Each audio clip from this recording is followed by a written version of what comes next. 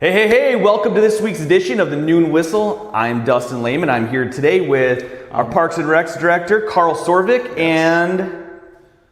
Wait, do you hear that? Hey!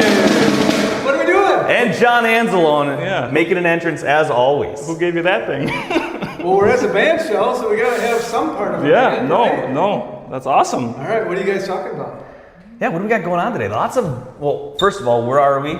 And what's all happening at the band shell? Yeah, for sure. So we're inside the band shell right now. It's in Sunset Park, right behind the pool off of Devendorf Street. So this thing is actually built in 1926, and this is what our effort is to try to preserve this thing as much as possible. We have fundraising campaigns going on, and the band shell's used over 50 times this year already. So this is amazing being out here. Like the sound when you come in here is incredible. Yes. It's incredible. Yeah. Yeah. So we actually, speaking of the sound, I'm sure you guys can hear it too. But we had a sound engineer come to this place when they did a historical structural report, and they tested the acoustics, and they do other properties as well. And then one of the sound engineers nicknamed this the Carnegie Hall of the Midwest. So I'll give a roll to that. Yeah, no, is that for too sure. Soon? That was perfect.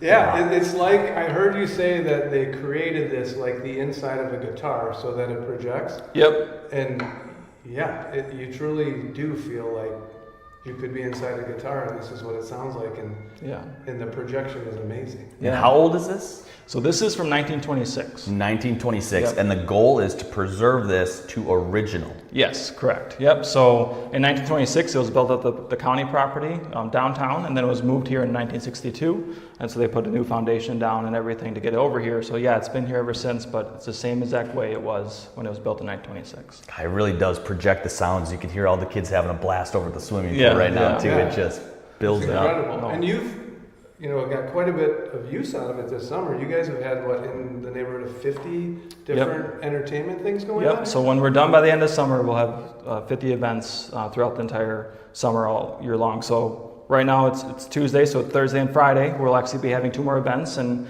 we're going big with the next 2. We're actually getting a temporary dance floor right outside.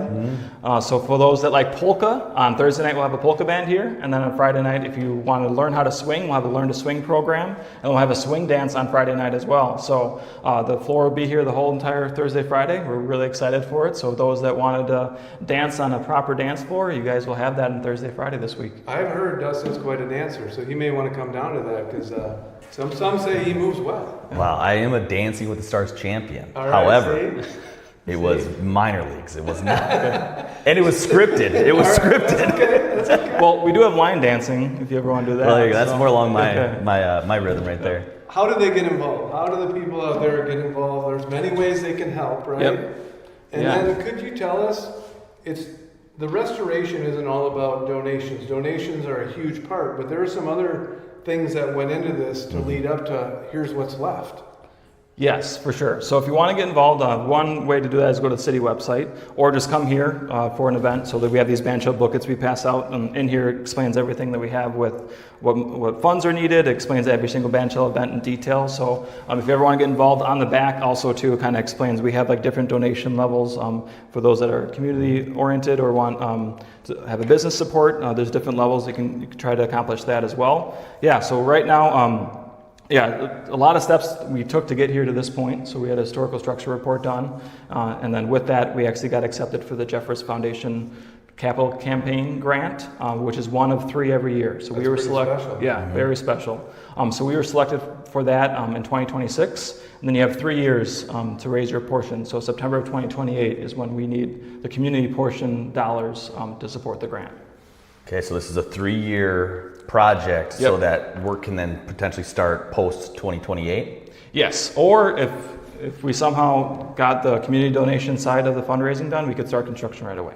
Okay. So there is no timeline on that. We just have 3 years to get those funds. It'd sure be nice to make that happen. I mean, Yes.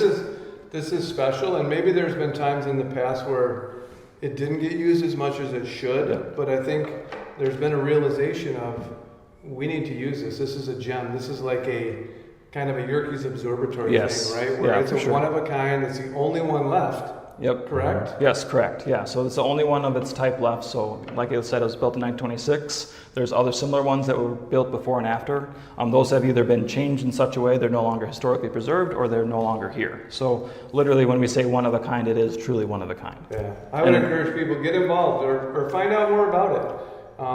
Find out what's going on, what they need, how you can get involved, how donate. Every little bit helps. Yeah, exactly. And then just like even just getting the word out, sharing it on Facebook, sharing the event, that helps a long way too, just to try to bring some more awareness of what's going on too. And also, like we did 50 events this year to see what the community liked. So next year when we plan for our events, we have an entertainment committee for the band shell. We'll really focus on what people really enjoyed this year. So we're really excited to have this kind of towards the end of our first season of Verse Initiative, and next year I expect it to be even bigger and better. That's great. Yeah. What do you think? Is it time to roll out or roll into 27 and make sure they get all the donations they need? Or is that bad? Is that a dad joke? I mean, it's a dad joke, but I think we'll. All right. No, perfect. All right, guys. Thank you so much.